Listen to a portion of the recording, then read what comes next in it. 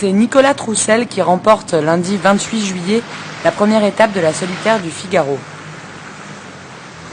Arrivé à 15h50, il a parcouru ses 320 000 de course en 73 heures, 31 minutes et 46 secondes avant de franchir la nouvelle ligne d'arrivée.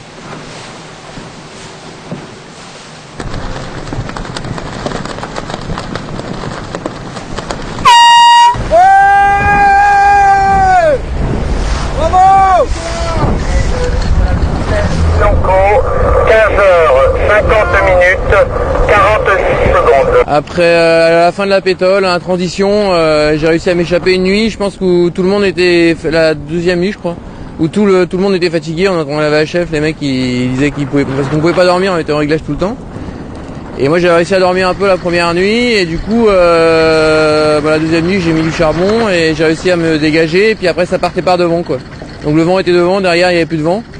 Et voilà, j'ai creusé et puis jusqu'au bout, donc c'est assez magique quoi, parce que je sais pas combien d'heures il va avoir de retard le deuxième, mais ça va être impressionnant. Hein.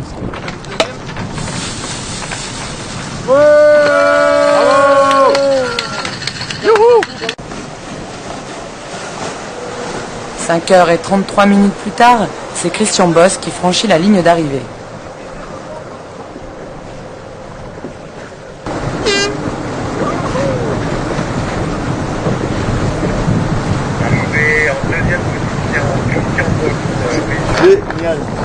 Génial. Elle était archi dure. Je crois que c'est la plus dure que j'ai faite, ça tombe bien. Et j'étais persuadé qu'il y avait Fred devant moi. Et j'ai pas entendu les communications depuis la fin de la matinée. Je sais pas où il est. C'est incroyable, mais c'est génial. Génial.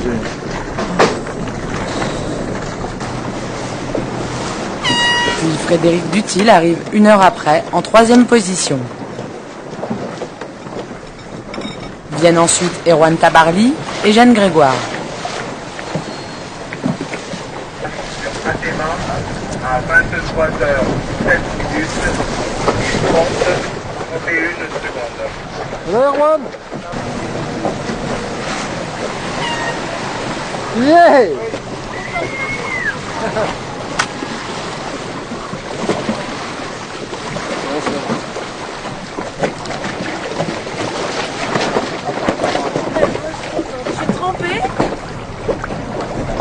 Ça m'éclate pas des masses de repartir dans 20 ans.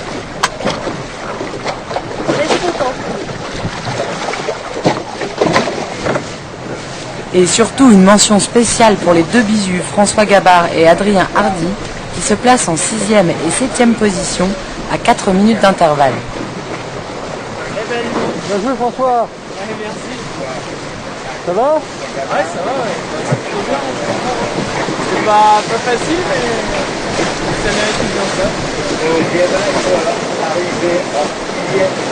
À la suite de la réduction du parcours, les concurrents arrivent au cap Ortegal et rejoignent ensuite Vigo, d'où ils repartiront jeudi 31 juillet pour la seconde étape de la solitaire. Le parcours de cette première étape a donc été réduit. La ligne d'arrivée a été positionnée à environ 80 000 en avant du cap Finistère. Un drôle d'endroit pour une arrivée obligeant les marins à, ensuite, rejoindre en mode convoyage, mais quand même en solitaire, le port de Vigo, à environ 130 000 de là, finalement, sur le même trajet qu'ils auraient suivi en course.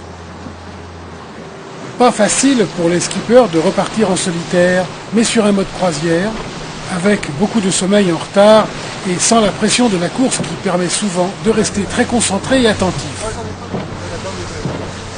Cette première étape a montré combien la flotte est combative. Elle offre une magnifique victoire de Nicolas Troussel qui a littéralement décollé sous les yeux de Fred Dutil sans que celui-ci arrive à démarrer derrière. Elle présente un plateau où les petits nouveaux ne craignent pas de mettre derrière eux les barons de la classe.